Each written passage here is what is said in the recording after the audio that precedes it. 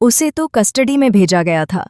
पूरी रात पुलिस ने उसकी हर गतिविधि पर नजर रखी थी, हर कदम की निगरानी की थी, लेकिन फिर भी यह क्रिमिनल एडवोकेट अचानक जज के सामने कैसे आ गई? और ये सवाल सबसे बड़ा था, पुलिस को इसकी भनक तक क्यों नहीं लगी? यह एक ऐसा रहस्य था जिसे सुनकर हर कोई हैरान रह गया। आरती ने अपनी मां अंजलि को सालों से देखा ही नहीं था।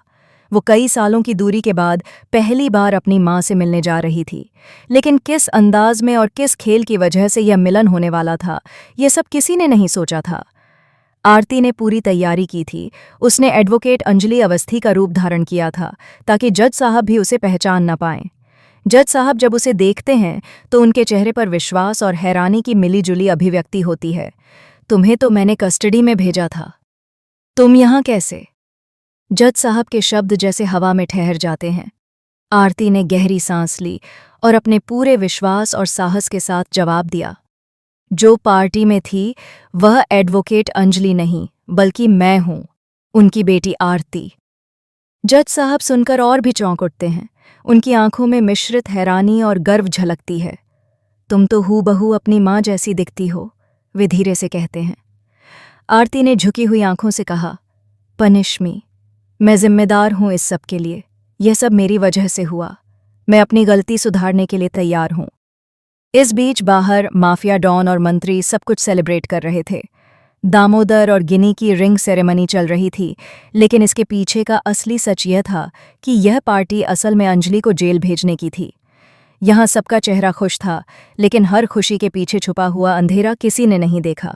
युवराज ठाकुर अपने ससुर जी की तारीफ करता है, क्या केस लड़ा है, सभी जगह आपके ही चर्चे हैं, आपके नाम के आगे लोगों की आंखें चमक रही हैं। अभय, जो हमेशा अपनी ईमानदारी और सच्चाई के लिए जाना जाता है, बोलता है, नहीं, उसने किसी को धोखा नहीं दिया। वह अपनी आंखों में भावनाओं का ज्वार लिए अपने पापा से कहता है, वाह पापा, आपके जैसा कैरेक्टर वाला दूसरा आदमी इस दुनिया में शायद ही कोई हो। घर की बड़ी बहू, जो आज रानी मौजूमदार के नाम से जानी जाती है और जिसका केस आप लड़ रहे हैं, के लिए अभय ने कहा, बधाई हो पापा। लेकिन जैसे ही सब खुशियों में खो रहे थे, अभय की आंखों में वह दर्द झलकता है जो उसने वर्षों से अपने अंदर दबाए रखा था। शायद आप भूल गए पापा कि आपके छोटे बेटे की मौत के जिम्मेदार ये युवराज और काव्या ठाकुर अब उसी केस को लड़ रहे हैं। अंजलि और आरती की वजह से जेल से बाहर आने के बाद आरती ने अपनी गलती का प्रायश्चित किया। उसने खुद को जिम्मेदार ठहराया और कहा कि अब वह हर गुनहगार को उसके अपराध की सजा दिलाएगी। अंजलि, एडवोकेट अंजलि अवस्थी के रूप में कहती है, आपको जमानत मिल चुकी है। अब आपकी बारी है गुनहगारों को चुन चुन कर सजा दिलवाने की। न्याय की राह में किसी को नहीं बख्शा जाएगा। नागिन सादिका अभय से गंभीर स्वर में कहती है, अगर तुम मेरी बात मान जाओ तो सारी समस्याएं खत्म हो जाएंगी। यह घर हमें दोबारा वापस मिल जाएगा। अभय ने ठंडी नजरों से कहा, आप तो चुप रहिए। मैंने अपनी जिंदगी में कई लोगों को अपने चरित्र की नीलामी करते हुए देखा है, लेकिन आप उन सभी से 2 कदम आगे हैं।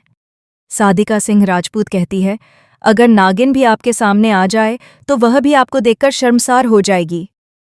सादिका चिल्लाई, अबे, तमीज से बात करो। अभय मुस्कुराया और बोला, क्यों क्यों बताइए, इस गिनी को आप ही लेकर आइए यहां डील करवाने के लिए, मेरी प्यार की डील। पंकज ने अपने हाथ में धनुष और बाण थामते हुए कहा, अग्निशिका, अपने दुश्मनों पर आघात करो, लड़ो, तबाह करो। इस नए युग में एक नए कुरुक्षेत्र का निर्माण करो। यह समय है न्याय और सच्चाई की विजय का। एडवोकेट अंजलि महक को फोन करती है और कहती है, थोड़ी ही देर में हम प्रेस कॉन्फ्रेंस करेंगे। तुम्हें वहां रहना पड़ेगा क्योंकि तुम्हें ही पता है कि वो लोग तुम्हें कहां कहां लेकर गए थे, और तुम ही जानती हो कि यह रैकेट कहां कहां सक्रिय है। अब सवाल ये था, क्या महक प्रेस कॉन्फ्रेंस में सब कुछ उजागर करेगी? क्या राघव अभय की बातें सुनकर जाग उठेगा या अब भी लालच और डर के जाल में फंसा रहेगा? क्या महक और राघव मीडिया के सामने प्रकाश और युवराज की पोल खोल पाएंगे और न्याय की जीत को सुनिश्चित कर पाएंगे? इस कहानी में हर मोड़ पर रोमांच, धोखा और न्याय का खेल खेला जा रहा था। हर पात्र अपनी भूमिका में पूरी तरह डूबा हुआ था। हर नज़र, हर शब्द, हर मुस्कान और हर आक्रोश इस कहानी को और भी रोमांचक बना रहे थे। अगर आप चाहते हैं कि ऐसे लेटेस्ट अपडेट्स और रोमांचक ट्विस्ट्स देखते रहें, तो चैनल को सब्सक्राइब